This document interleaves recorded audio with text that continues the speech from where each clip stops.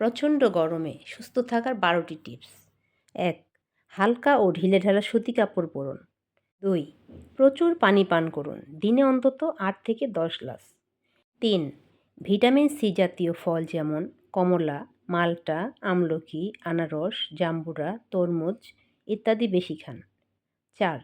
লেবু শরবত ও বেলের শরবত পান করুন, এতে শরীর ঠান্ডা ও সতেজ থাকে। ৫.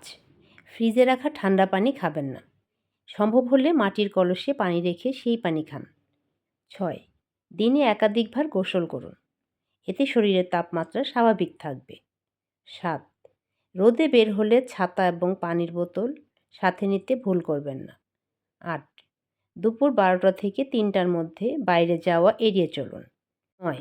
ঠান্ডা ও পানি জাতীয় খাবার সহ রসালো ফল বেশি বেশি খান। ১০. অতিরিক্ত ক্যাফেইন ও ভাজা পোড়া খাবার এড়িয়ে চলুন।